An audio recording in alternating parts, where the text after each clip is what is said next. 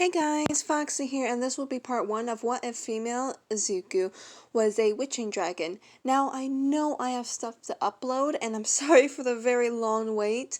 Things happened, and God, it was a complete mess. From when spring break happened till now, it was just a mess.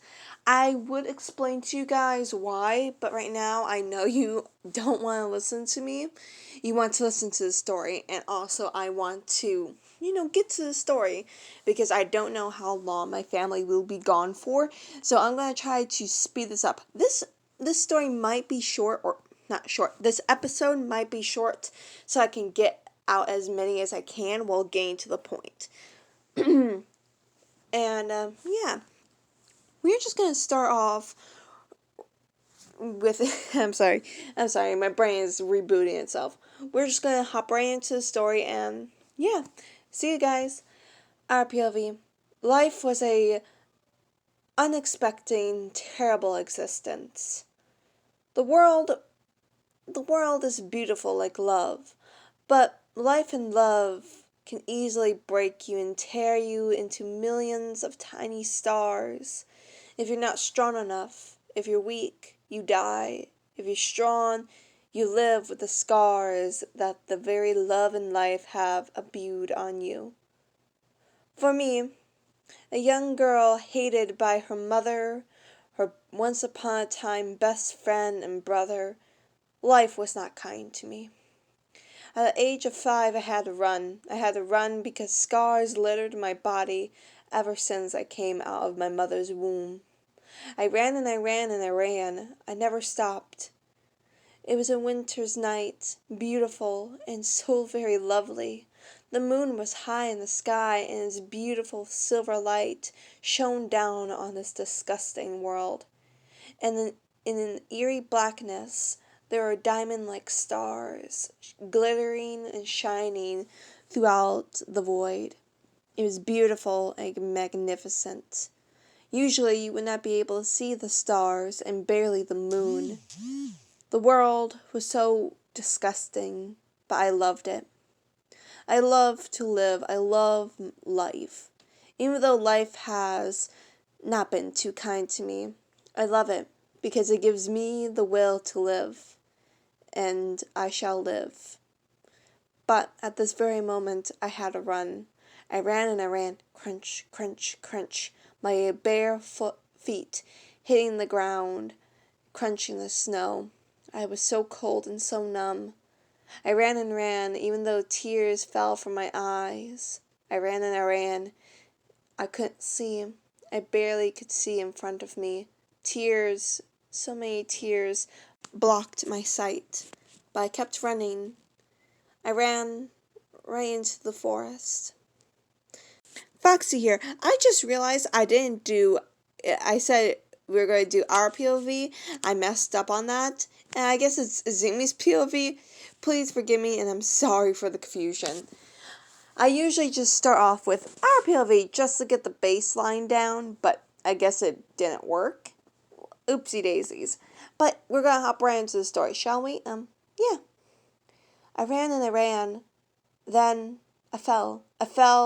Finally feeling the weight of the world pressing down on me. I couldn't breathe, and I was so cold, but yet so hot. It was too hot. Weakly, I tried to pull off my all-night pajama shirt, but I couldn't. I was too weak. My hand was so bony, so frail. I looked up and saw the moon. I was bathed in its beautiful light. Then I could hear sounds of crunching and, no, footsteps. The snow would crunch under their footsteps. They must be an adult because how loud it is, right? I can't think. Everything's so foggy, it's so hard to think. Young one, why do you come to my forest? Shouldn't you be home? A pleasant a pleasant voice fills my ears, and I want them to continue talking. It felt like That one time when my mom wasn't so bad, she drove us to a cabin in the winter. The fire was so warm and smelled so good. The place was nice and warm and cozy. It was a cottage with this chocolatey scent to it and a bit of lavender. It smelled nice. I want to go back to the cabin. The cabin on the mountain, away from all of the people. Yunwan, why are you ignoring me? I tried to speak, but my voice was so clogged. I'm so sorry, I weakly said, barely able to speak. It's fine, Yunwan, but why are you out here? You have no shoes, no coat, no scarf, no hat. You look like you are going to turn into a popsicle. Yunwan, where is your mom? Where is your God? Where is your creator? This woman speaks so oddly. Why? So many questions filled my head like a penny jar. So many questions. But I couldn't voice them. I ran. Mama was being mean again. She hates me. Her scolding words hurt more than the cast iron pan she would throw at me, or the knives that she would imbue into my skin. I don't want to be by her. She's scary and so very mean. I don't want to be by her. I'm scared. And I'm so hot. Yunwan, you're not hot. You're cold. Come on, let's go back to the cabin. The cabin? Yes. Then, as if it was all a dream, I fell into the void. I did not know who I was or what I would become. I did not know of the outside world. Only the void, and the void knew me. The next time I woke, she was over me. I could see her now. She had this beautiful black and red dress on. It was mainly black, but the trimmings were a beautiful scarlet red. She had a hat on. The hat as well was mainly black, with a veil that went around the entire hat, and the veil itself was so long it would go down to the floor. It did go down to the floor, and it was the same red as on her dress. Her hair was as black as midnight. Her skin, or the skin I could see, was as pale as snow, and lips red as blood. She looked beautiful even though I couldn't see her face, or at least her eyes. She was beautiful, and we made a deal that very night. That very night, she saved me, and she's my savior. So we made a deal to bind our souls together. We are able to talk to each other and learn, and I will have someone to be safe with. Every day or every other day or every winter, I must come to give her a rose. But Kachan, my friend, my brother, always said that I was an overachiever. Because the next day I came with a bouquet of the best roses I could find, all of them healthy with no blemishes, and a beautiful scarlet red similar to her dress. I brought them every day or every other day. I never, ever missed a week. I always came, and I always shall come. And soon this red witch, she became my mother, my God, and my creator. When my God, my creator, and mother betrayed me, the red witch filled that void, and she was so kind. She never raised her hand at me, nor did she scold me. She was there by my side, and I loved her for that. And she was the one to raise me. Yes, my birth mother was there. Some days she tried to be a mother. Other days it was the same old story of abuse, neglect, and hurtful, scalding words. But the Red Witch was always there to give me comfort. The Red Witch taught me how to be a woman, how to walk, and how to hold myself up with pride. And I did. I held myself up with pride, even though the hateful words of my once upon a time brother and friend would hurl at me, throw scalding, burning words that were somehow hotter than his own quirk. I stood tall, back straight, head up, eyes firm. I was not going to be weak. Then one day, after a villain attack, I gained the quirk of one for all. From All Might, I trained and trained and trained, and I became the best. I ran like the wind. I was fast on my feet and strong with my punches and kicks. I was like All Might, but so very different. He was bold and bright, while I shined with light. We were the same, but so very different. I saw him as an uncle of sorts. Not a dad. He could never be a dad, at least to me. But instead he's like an uncle.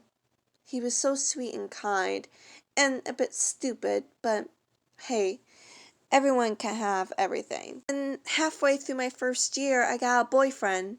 His name was Shinzo Hitoshi, and, well, at first I didn't know much about him, but over time, the more we got to know of each other, the more I fell for him. Somehow, in some miraculous way, I felt connected to him. I felt like he truly understood me. And I never ever had a boyfriend, never wanted one, because who would want me? Before I was a quirkless, useless Deku in everyone's eyes, meant to be hated upon. But now I have a boyfriend who, has a penchant for coffee and cats, and probably will die by them before he's even 25. But, hey, I'll enjoy this time I had with him. And, well, I had a dad. Well, not really a dad. I felt connected to him. He had this type of dad aura about him. His name was Azawa Shota, and he was kind. Well, not at first. He was more or less this scary bear, but once you got past the scariness of him, he was quite the snuggler. Well, I never got to snuggle with him, because that's dumb, but he was so kind. I saw him as a dad, and days where All Might and I couldn't train, I trained with him. I worked as hard as I could. I worked on my flexibility, my speed, and strength. And I took up quirkless fighting with him. He was the best in that field, after all. And I felt like we had a connection, a father-daughter thing. But I never brought it up to him. That would be stupid. Then, after a year, I found Eri. Eri, my little knight. So strong and so brave, even though she cries when anyone raises their hands at her. I still loved her. She was a sister, someone I cared about. And I couldn't resist bringing her to the Red Witch. And we bought a bouquet of roses, one for me and one for Eri. We brought them to her, and oh my God, the Red Witch was so happy, with the biggest smile I ever seen on her face. Usually she would have a close-knit smile, but now you could see all of her teeth. It wasn't the prettiest smile, but you could tell she was so happy. And we hugged. I hugged her with all my dear life, along with Eri. We hugged, and we made a deal, another bond. Me, Eri, and the Red Witch connected through a bond stronger than titanium. We'll be able to hear each other's thoughts and feelings, speak to each other even though we are across the world, or even to a different planet. We'll be able to hear each other, speak to each other. But a week after, something was amiss. My friends, everyone in Class 1A and other classes, were avoiding me, not looking me in the eyes. They were not talking to me. And my father, he wasn't even looking at me. All Might, he canceled our training so many times. I'm growing worried day by day, night by night. I was getting sick and worried of this. But every day I brought Ari and I to the Red Witch. The Red Witch would listen to my woes, and she would try to comfort me. I loved that about her. Then another week went by, and I was called out of my homeroom, and Azawa followed behind me. He looked down, and I could feel so much anger and hatred radiating off him. I felt like I was going to be suffocated. I wanted to run and hide like the little mouse I used to play with Kachan when we were little. I wanted to run and run and run and run, like on that fateful night in the snow. I wanted to run so badly, but I couldn't. Instead, I straightened my back, had my head held up high, eyes firm, and I walked with confidence that I couldn't feel. I came into a room. It had all of the Pro Hero teachers there, and Nezu, All Might, and people in black suits and black sunglasses. Something twisted in my gut. It twisted and twisted and twisted until it became a knot. And somehow twisted even more. I felt like I was going to throw up and pass out. I wanted to run. I was a coward, at least when it came to confrontations with people who weren't villains. I waited until they spoke. Then more people in black came in with box after box of oh God, no. They had my books, my children. Well, shush. If May gets to call her inventions babies, I get to call my books children. It's only fair after all. But back onto what I was saying. They had them. They had all of my books. Well, that's what it looked like.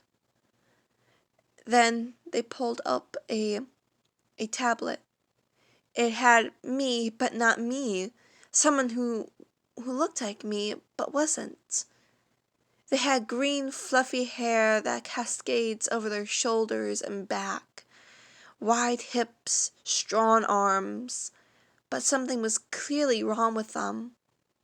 I had a galaxy of freckles over my skin, while they had only 8 of them, the diamond like freckles.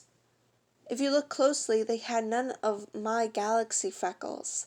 Sure, no one barely could see mine since I covered them up with makeup after that one kid said I looked stupid and I looked like a giraffe with my freckles. But you could clearly tell this wasn't me. And the scar, I had a scar underneath my chin. There was so much missing from this very video. It clearly wasn't me. But everyone believed it. Midoriya Uzumi, you have to go to prison. Tartarus. One of them spoke. I was frozen. Tartarus is for the worst of the worst villains. You are under arrest for working for All for One. I want to yell, want to howl with fury.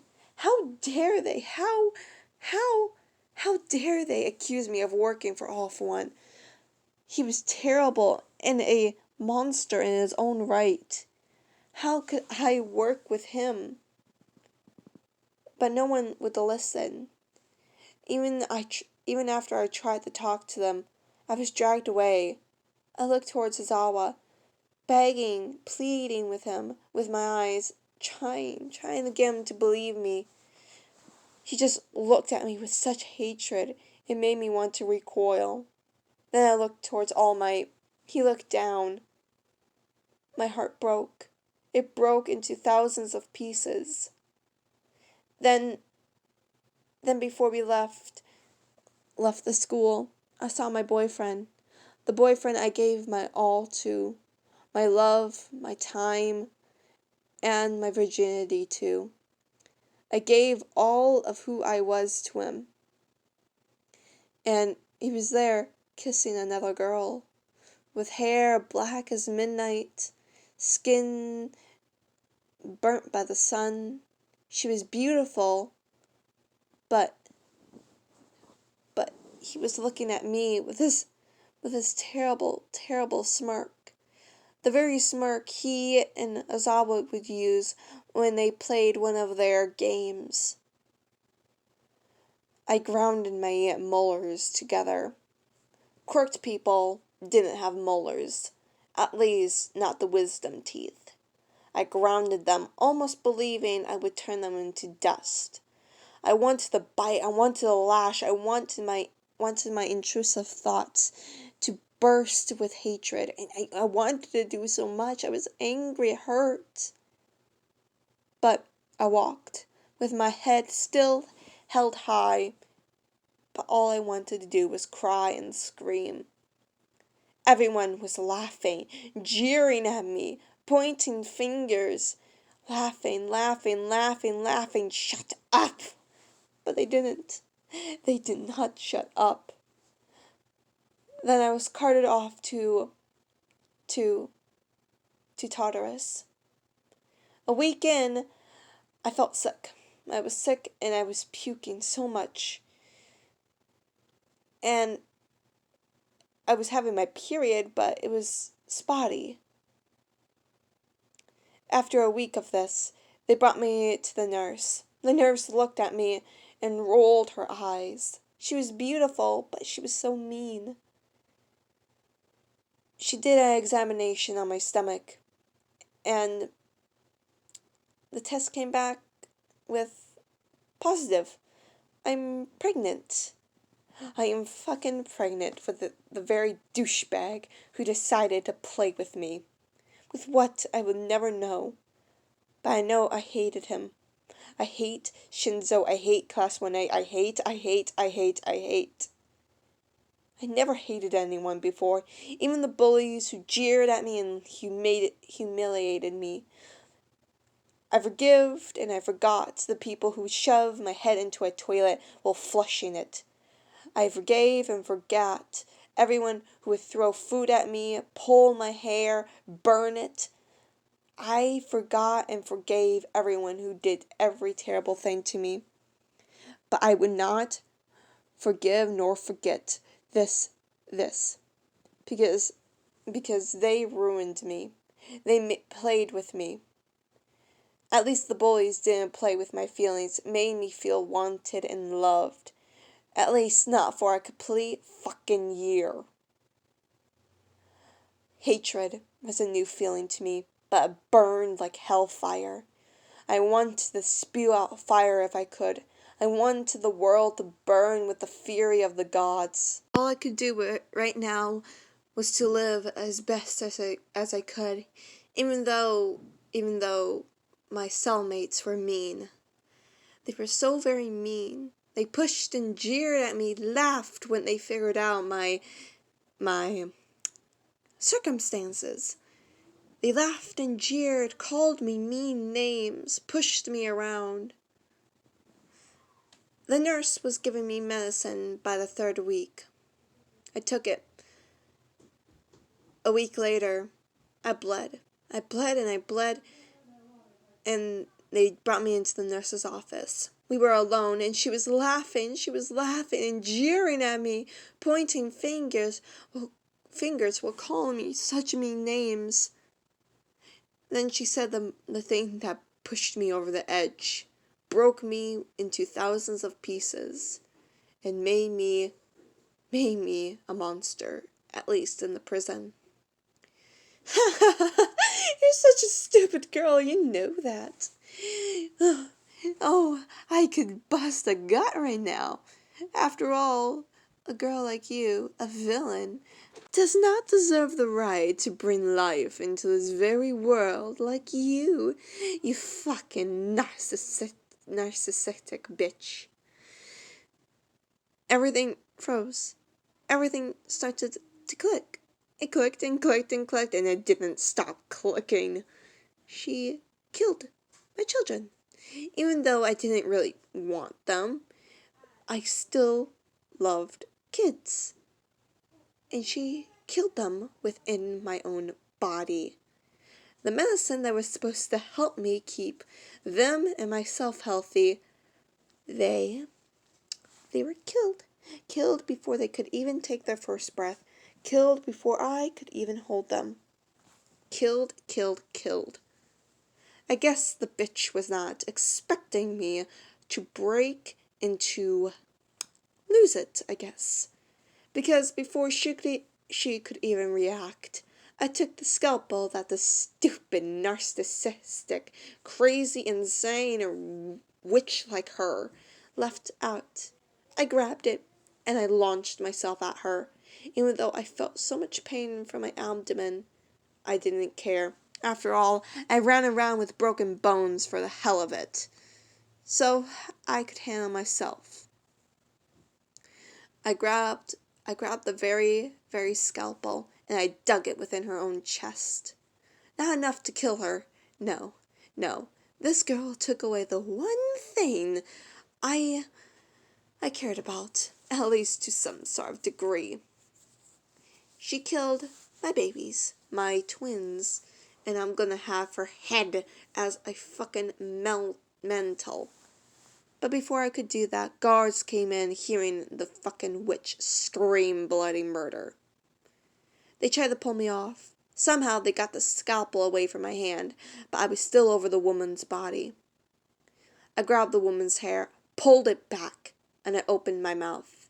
You know, the most amazing thing is that quirkless people have at least a wider, stronger jaw than the quirked people. Skin and sometimes bone at the right angle, at least. Well, quirkless people have to take a lot of time just to chew their fucking food. That's one thing I could be proud of, because in this very moment, it was so very useful. I pulled her head back, opened my mouth, and I dug my face within her own neck. Blood speared out of her, over my face and shirt, on the concrete ground and walls. Her screams diverged into gobbles. I bit and I swallowed. I bit and bit and bit, and stuff went down my throat. I'm not a cannibal, but in this very moment I was a beast. My thoughts telling me to kill, to devour, to eat, to fucking ruin her.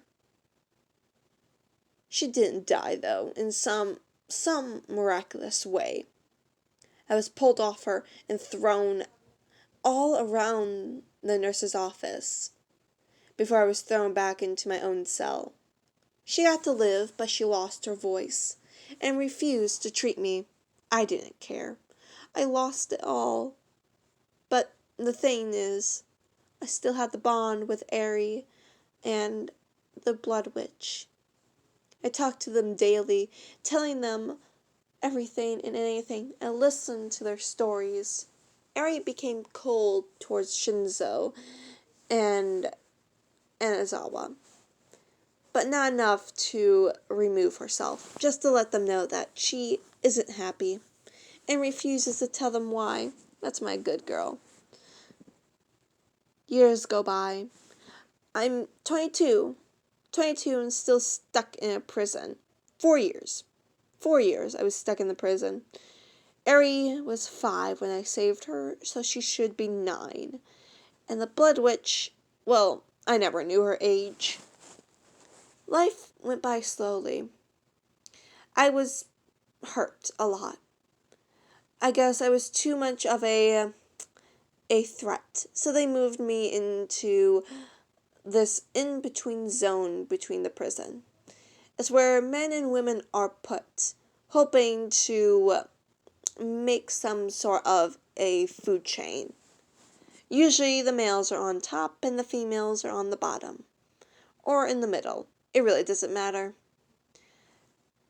But the prisoners respect me because I clawed, bit, chewed, and killed my way to the top. I was not going to be weak and have a soft back. I lost it, almost all that I had. I had no brother, no mother. I had a little sister who was so far away from me. A mother who never could leave her dungeon. The very forest that I fell in love with was her prison, but her life as well. Now, I'm 20 and I'm being put on death row. My feet and hands were strapped to the chair as my neck was also strapped. Something was placed over my head, a bag of sorts. Do you know that if you don't die from the first electrocution, you would feel a world of pain? Your eyes will pop out from their sockets.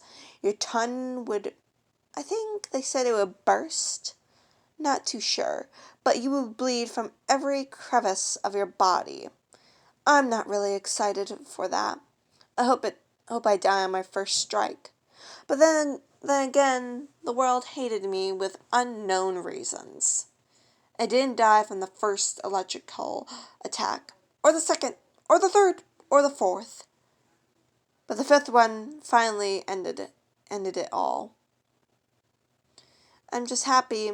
I'm happy I cut the connection with Eri and the Blood Witch, because they did not deserve to feel this feeling. They didn't deserve to hear my hollowing screams through our connection. They didn't deserve that. I was in so much pain, so when I finally died, it felt so relieving. Then a white light shone, and the world that I knew was gone, and I was brought into a new one, and I forgot my past. I hope you guys love part 1, and ooh la la la la, this is going to be a long story. Currently my family is back, so this is probably the only one I'm going to make today. Today is Saturday. Holla. Lovely. So, I'm tired. Okay. I hope you guys like it. I will be making whatever Naruto was the last man on Earth. I have something down for it. Now I have to find a picture. Great. I love you guys. I hope you love this video. Toodaloo.